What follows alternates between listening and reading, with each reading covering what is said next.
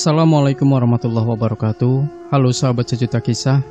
Mendapatkan undangan pengajian atau menghadiri acara pengajian itu mungkin sudah biasa bagi Anda.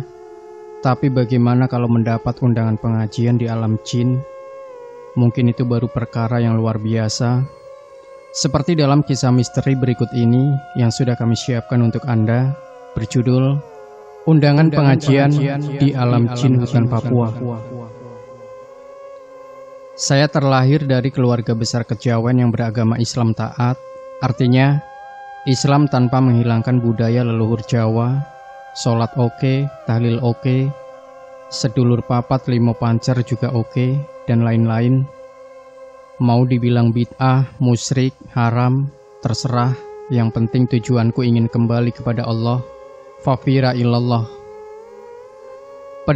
Pada suatu malam di pertengahan bulan Suro, saya sedang bersedih karena saya tidak bisa menghadiri pengajian akbar rutin tahunan seperti biasanya, yaitu Mujahadah Kubro di Ponpes Wahidiyah Miladiyah di Kedunglo, Kediri. Sebab saat itu saya sedang bekerja di Jazirah Arab, tepatnya sebagai kuli pelabuhan yang berlokasi di pangkalan militer USA di Port of Suwaiba, Kuwait.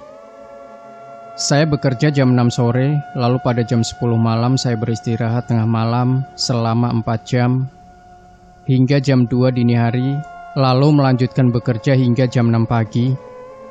Saya memanfaatkan waktu luang tersebut untuk bermujahadah sendiri di atas kren tempat saya bekerja. Pada ketinggian 50 meter di atas tanah, saya bersolawat sendirian sambil mata berkaca-kaca. Ya Sayyidi, Ya Rasulullah. Sekitar sejam saya bermujahadah, lalu saya merasa capek dan kemudian merebah hendak tidur. Sejenak saya merebah, tiba-tiba datang seorang pemuda Jawa berkaos putih dan berkopiah hitam, serta mengenakan sarung, persis seperti penampilan muslim-muslim di Jawa. Pemuda itu terbang, lalu hinggap di depan pintu kabin operator, di mana saya berbaring di bawahnya. Dengan ramah dan sopan pemuda itu menyapa saya dalam bahasa Jawa. Jika saya terjemahkan sebagai berikut: Assalamualaikum, perkenalkan nama saya Andi. Saya adalah seorang jin muslim yang ingin mengajak Anda menghadiri pengajian akbar di kampung saya di alam jin. Seketika saya tercengang antara percaya dan tidak, lalu saya jawab, Waalaikumsalam warahmatullahi wabarakatuh. Tanpa babi bu, Andi menarik tangan saya, lalu saya dibawa terbang keluar dari kren. Saya sempat melihat air laut pelabuhan di bawah saya. Lalu secepat kilat kami turun di sebuah hutan di wilayah Papua, tepatnya di sebelah selatan tambang emas Freeport. Lalu Andi mempersilahkan saya masuk ke rumahnya, tepatnya di bagian dapur. Tersedia aneka makanan yang sama persis seperti makanan manusia. Namun saya tidak ditawari makan maupun minum. Ada 2 orang anggota keluarga Andi memperkenalkan diri kepada saya, lalu bercengkerama bersama-sama di dapur. Mereka mengatakan bahwa malam nanti juga ada pengajian akbar atau mujahadah kubro juga di kampung tersebut. Waktu itu di alam jin masih sore hari selepas maghrib. Saya melihat ada seorang wanita baju merah, rambut terurai, mondar-mandir di ruang tengah seraya memperhatikan saya, lalu bertanya, "Siapakah wanita itu?" Andi menjawab, "Dia salah satu anggota keluarga kami. Ia tidak taat pada aturan keluarga. Ia tidak mau menyambutmu." Saya mengangguk sambil terheran-heran menyaksikan suasana keluarga jin, aneh dan penuh misteri, sambil terus melanjutkan pembicaraan. Singkat cerita, kami bersama-sama berjalan kaki menuju lokasi pengajian akbar. Waktu sudah menjelang malam, sekitar jam 8 malam selepas Isya. Di tengah jalan saya bertanya, "Kata orang-orang di alam jin tidak ada matahari, benarkah?" Andi pun menjawab, "Lihatlah ke langit." Lantas saya mendongak ke atas. Saya melihat ada benda bulat seperti bulan, tetapi tidak bercahaya. Hanya berwarna putih seperti lampu neon, namun tidak mengeluarkan sinar. Rupanya itulah alat penerangan di alam jin, ibarat matahari di alam manusia. Di alam jin juga ada siang dan malam, namun tidak ada perbedaan antara gelap dan terang. Suasananya sama seperti pagi hari selepas subuh, seperti jam 5 pagi, baik siang maupun malam tetap sama seperti itu. Tapi jika malam hari juga ada lampu-lampu penerangan seperti di alam manusia. Sungguh aneh, heran sambil tersenyum. Apa gunanya lampu ya? Itulah satu keunikan di alam jin. Saya melihat banyak orang-orang berjualan makanan menggunakan lampu penerangan yang ramai dengan anak-anak kecil berlari-lari di dekatnya, seperti layaknya di alam manusia. Ketika memasuki area pengajian, saya disambut meriah oleh ribuan pengunjung yang berpakaian seperti orang Jawa. Ada yang berbusana muslim, ada yang berpakaian biasa, ada juga yang memakai sorban ala muslim Jawa. Mereka berjajar di sepanjang kiri dan kanan jalan. Lalu saya berjalan di tengah mereka. Mereka bersorak-sorai menyambut kehadiran saya. Saya terharu, terenyuh.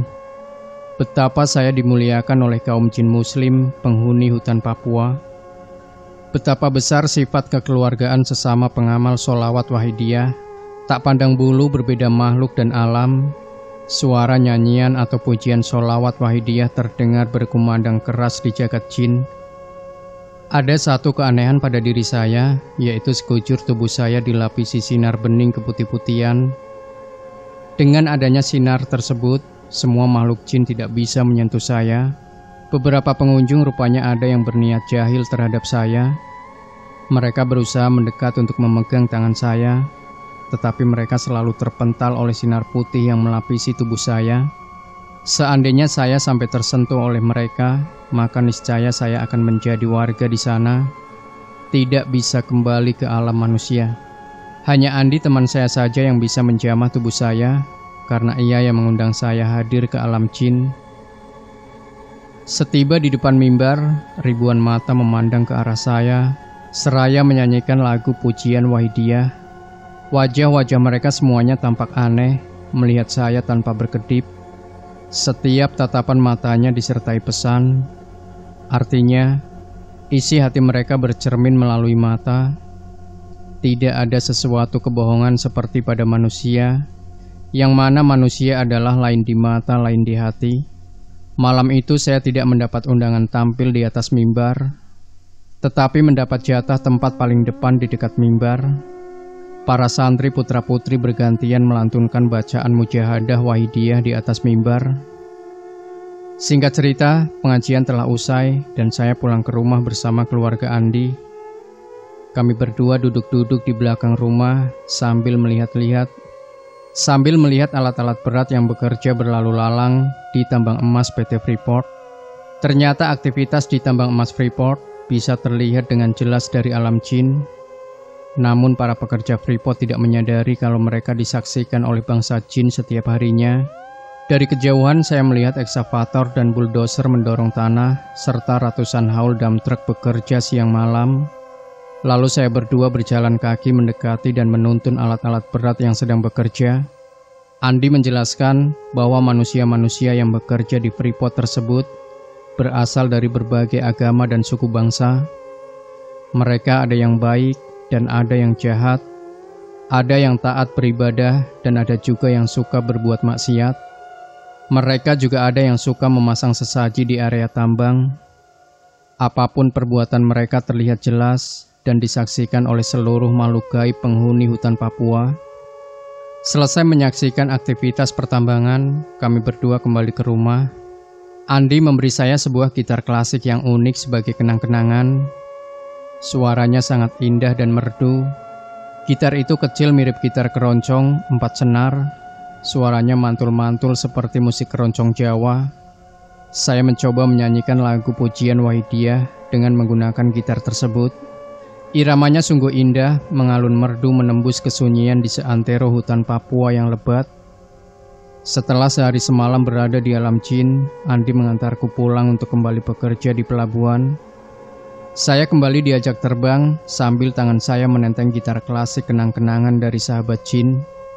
Sesampai di perbatasan antara alam manusia dan jin, kami berhenti.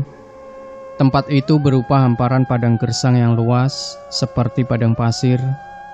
Tidak ada makhluk apapun yang hidup di situ. Kami berdua sejenak memainkan gitar, seraya mendendangkan lagu pujian sholawat Wahidiyah. Lantas kami berpisah, Andi kembali terbang ke alam jin, saya terbang ke alam manusia. Setiba di alam manusia, saya tersentak kaget, tubuh saya terasa dingin. Saya menyadari tubuh saya dalam posisi berbaring di kabin kren, sama seperti semula. Dan gitar klasik yang saya bawa dari alam jin tadi hilang, tidak ada di tangan saya. Ternyata hanya sukma saya yang telah pergi ke alam jin. Lalu saya tengok HP saya menunjukkan pukul 12.30 malam. Ternyata hanya 1 jam sukma saya terlepas, namun di alam jin terasa sehari semalam. Subhanallah. Itulah perkampungan jin muslim penunggu hutan Papua. Lalu saya kembali melanjutkan kerja malam pada pukul 2 hingga pagi hari. Badan dan pikiran terasa enteng seketika, meskipun hanya 1 jam istirahat, yang sekaligus menghadiri pengajian akbar Mujahadah Kubro Wahidiyah Miladiyah di alam jin penunggu hutan Papua. Cerita mistis ini saya sampaikan kepada publik setelah lebih dari setahun saya rahasiakan, dengan harapan bisa bermanfaat bagi kita semua. Ya Sayyidi, Ya Rasulullah, wallahu a'lam bishawab. Demikian sahabat Sejuta Kisah. Kalau Anda punya pengalaman mistis dan ingin Anda share di channel Sejuta Kisah, silahkan kirimkan cerita pengalaman mistis Anda via email yang sudah kami cantumkan di deskripsi, maupun lewat WA admin.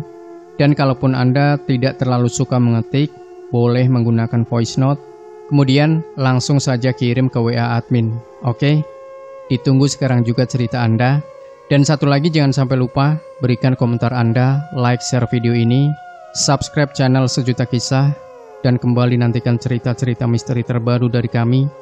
Wassalamualaikum warahmatullahi wabarakatuh.